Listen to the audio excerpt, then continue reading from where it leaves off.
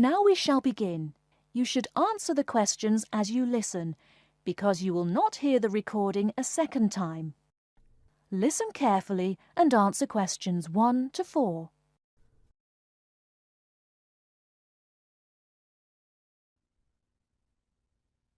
Good afternoon and welcome to City Hour, the radio show that brings you all the latest information about events in and around our city. Today we have with us Cynthia Smith, who is heading up this year's City Fair. Cynthia, would you start by giving us some of the basic information about the fair? Where will it take place this year? I'm glad you asked that question because I know most people will be expecting the fair to be at the fairgrounds as usual, but we've had to change the location this year due to some construction work. You know, they're building the new high school in that neighbourhood and they've been using the fairgrounds as a place to store construction materials. So we've moved the fair to City Park, which I think is a wonderful location. Yes, that will be a great place for the fair. I understand that the fair begins on Friday morning with a special opening event. Actually, it won't begin until that evening, but you're right about the special event. Traditionally, we've begun with a parade, but this year our opening event will be a special dance performance. And the most exciting part is that the mayor will be one of the dancers. The mayor is a woman of many talents. Cynthia, could you tell our listeners about the price of admission? What will it cost to attend the fair? We're trying to keep the price down as much as possible. A 3-day pass is just $25, or you can buy a Saturday or Sunday only pass for $15. The opening event on Friday, the dance performance, doesn't cost anything to attend, and we're hoping a lot of people will come to watch that.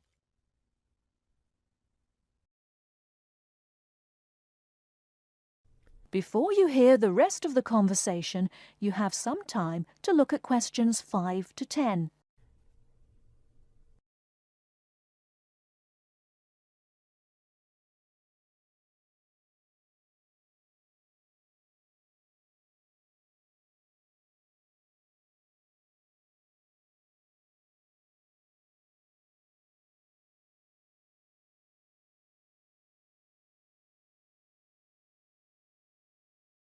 Now listen and answer questions 5 to 10.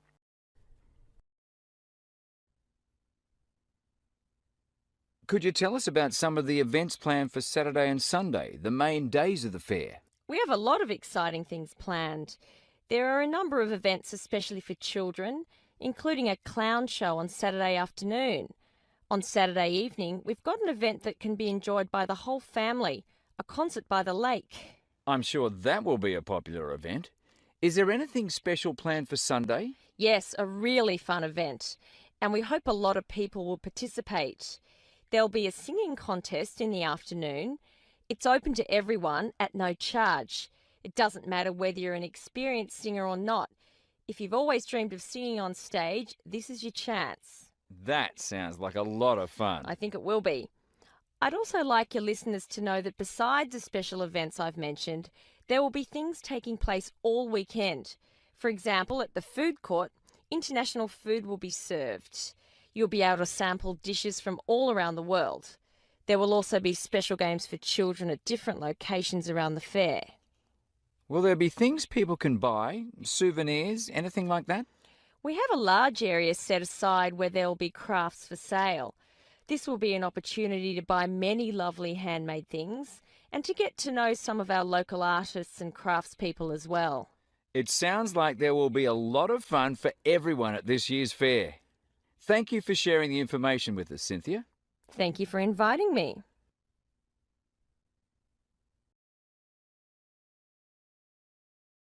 That is the end of part 1. You now have half a minute to check your answers.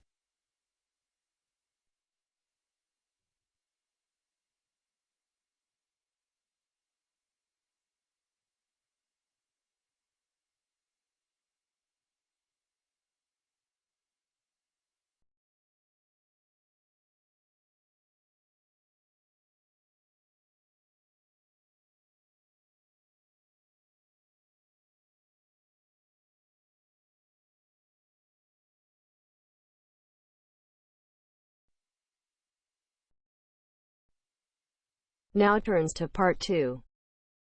Part 2. You will hear a lecturer discussing the possibility of creating nuclear fusion.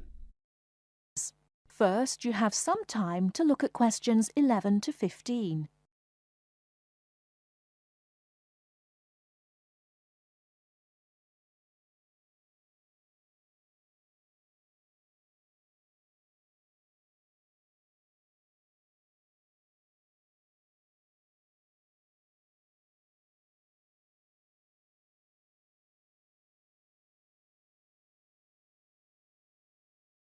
Now, listen carefully and answer questions 11 to 15. We look at the sun, a huge ball streaming out essentially limitless energy into space, and we think about how we need that energy here on Earth. Our oil reserves are running out, coal burning causes much pollution, and nuclear energy has many dangers. But where does the sun itself get its energy? The answer is that the sun makes it using fusion, or, more specifically, in a hydrogen fusion process. There is no pollution, no radioactivity, no waste products, and we have plenty of hydrogen. So, hydrogen fusion seems the perfect answer to our energy needs, and scientists have long attempted to achieve it here on Earth. So what happens during this process? The first step is to make two light atomic particles approach. In the case of our sun, these are hydrogen particles, the lightest and also the easiest to deal with.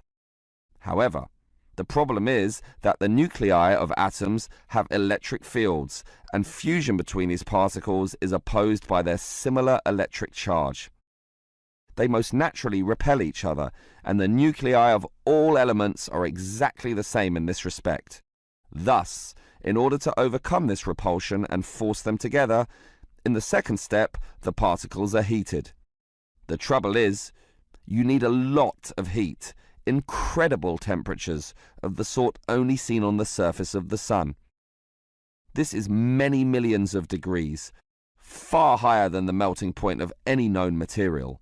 Still, the concept is simple. The hot, wildly moving particles, which are now called plasma, will crash into each other, resulting in the third step, the fusion into helium, which releases energy and begins a self-sustained process. Before you hear the rest of the talk, you have some time to look at questions 16 to 20.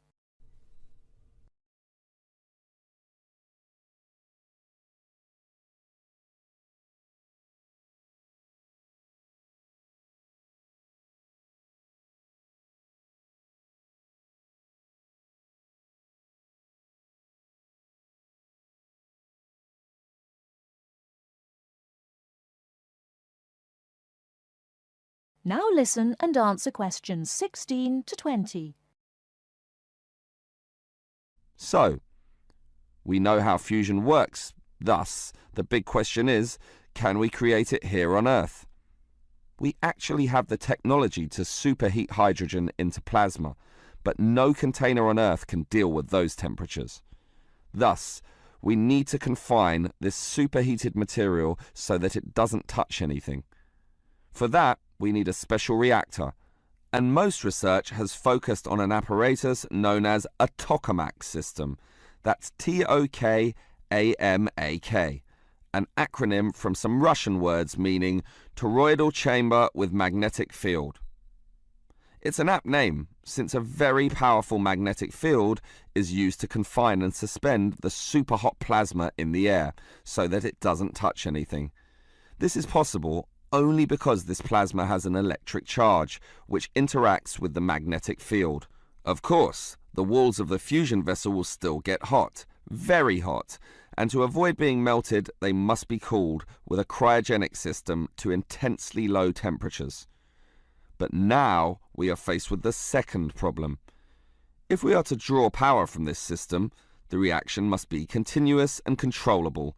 However, when fusion begins, the plasma becomes unstable, and at these temperatures, that is a very serious situation.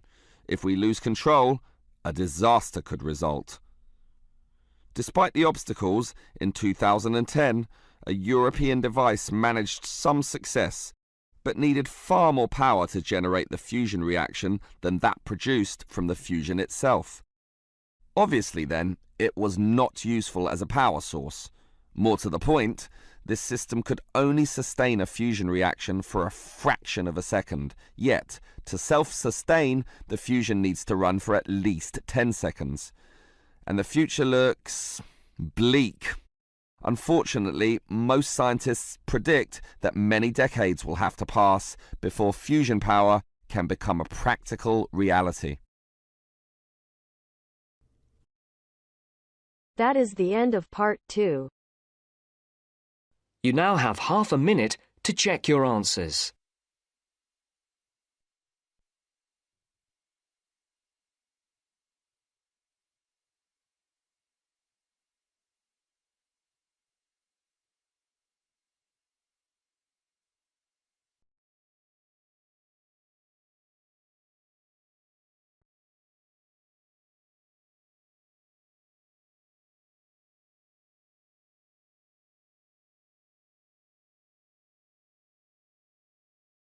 Now turns to part 3.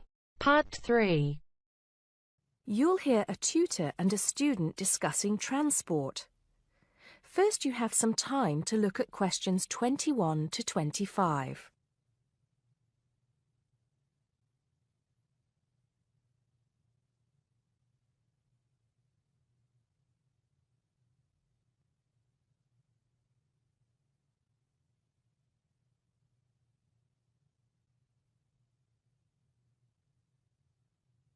Now listen carefully and answer questions 21 to 25.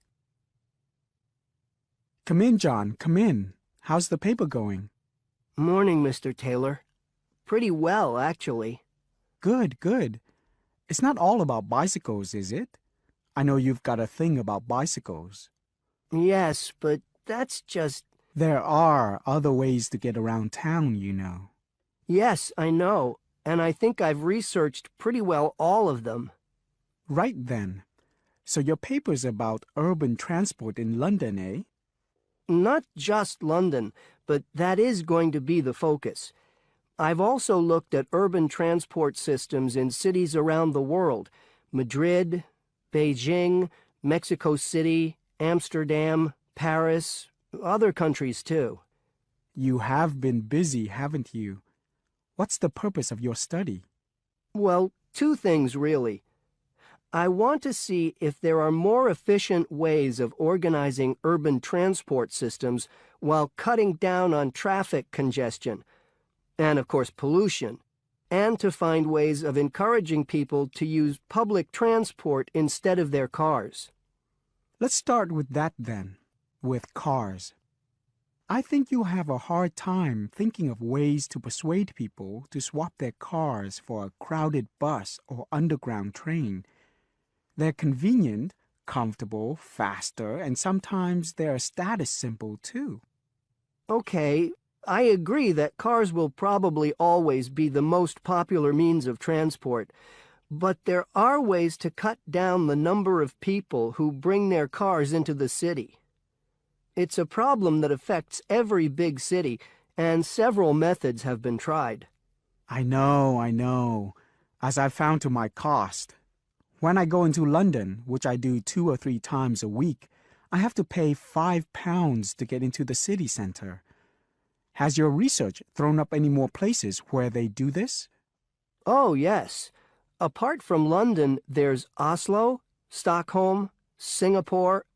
Now, there, in Singapore, they've got it really organized.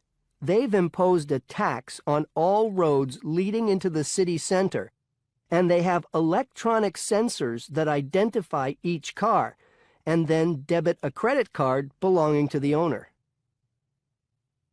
Before you hear the rest of the conversation, you have some time to look at questions 26 to 30.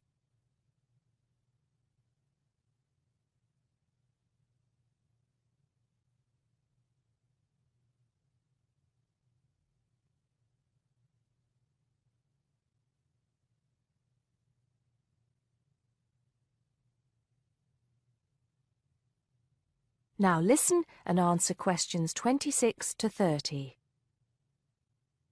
And other cities, instead of charging motorists to come into the city center, have tried other measures. Such as? Well, in Athens, cars are only allowed to go into the city center on alternate days, depending on their license plate number. In Bogota and some other Latin American cities, such as Quito and Sao Paulo, they've developed what is called a BRT system. A what? A BRT system, a bus rapid transit system. People leave their cars outside the city and take buses, which have special express lanes into and through the city. It's been so successful that they're trying it out in Mexico City, Beijing, Seoul, and Taipei. And other cities are pedestrianizing more and more areas of the city center. I see. How have these measures affected traffic congestion and pollution levels? In most cases, it has led to a reduction in the number of cars entering the city center. Certainly in Singapore, where it's now much easier to move around the city and the air is much cleaner than most other cities in that part of the world. London too, I believe. I can give some facts and figures if you like. Please do. In the first year after the tax was introduced, the number of people using buses to get to the city center rose by 38%. Really? 38%? Incredible! Yes, and the number of cars entering central London dropped by about 18%. There's more. The number of people using bicycles and mopeds went up 17%. I knew we'd get to bicycles at some point. Well, yes. In the city, the bicycle has a lot going for it. You can avoid traffic jams, there are no parking problems, they don't pollute, they're cheap to run, and they don't cost very much. Oh, and here's another fact for you. You can fit 20 bicycles in the space needed to park one car. Well, I never. But I can't see it catching on. Besides, we seem to be getting off the point. Not at all. China, Japan, and Holland have all integrated bicycles into their urban transport systems. In Holland and Japan, they've got special parking areas for commuters who get to the station by bike, and Japan has even built multi-story parking facilities for bikes close to railway stations. Then look at America. In New York, delivery services use bicycles because they can deliver messages and small parcels far more quickly and at much lower cost than cars or vans. Even the police use bicycles. In fact, in about 80% of the towns in America where the population is around 500,000, the police regularly patrol on bicycles. And they have proved to be effective because they can reach the scene of an accident or crime faster and more quietly than officers in patrol cars, making a lot more arrests per officer. Well, you do know your bicycles, don't you? But I do need to hear more about the public transport system and what's to be done about that. And I'd like you to look a bit more into the economics of it, how much it will cost to improve the situation, and so on. Okay? Right. See you next Tuesday. Yes, next Tuesday. Bye, Mr. Taylor.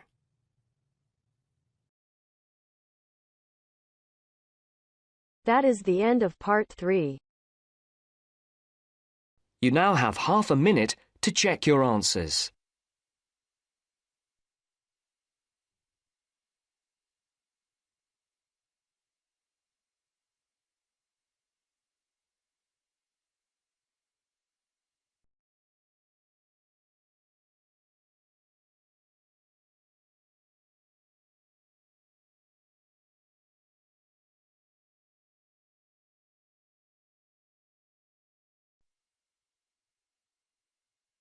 Now turns to part 4. Part 4. You will hear a lecture about sports. First, you have some time to look at questions 31 to 40.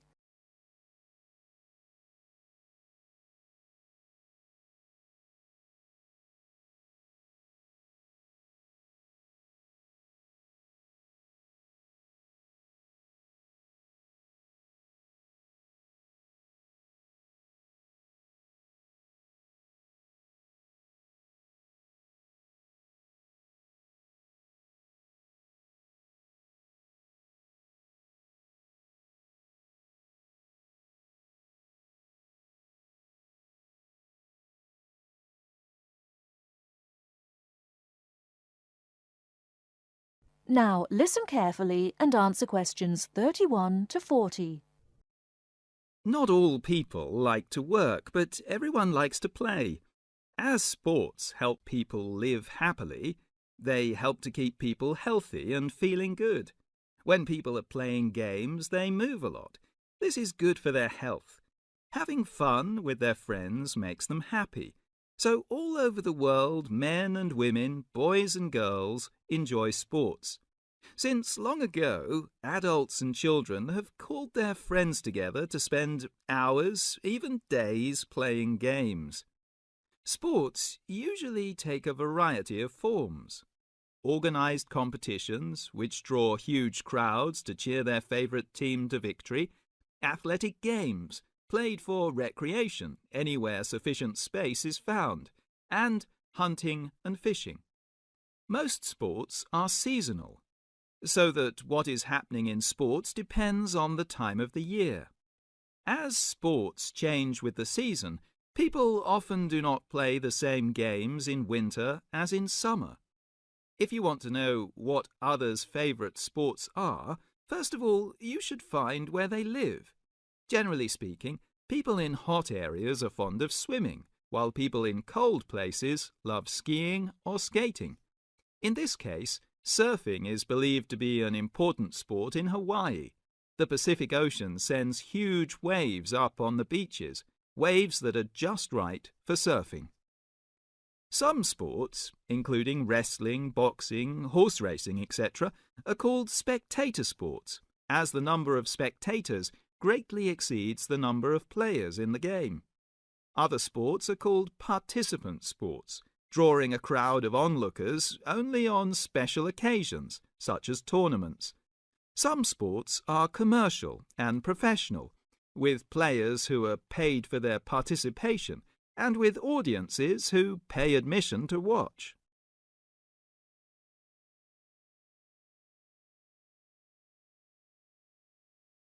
That is the end of part 4.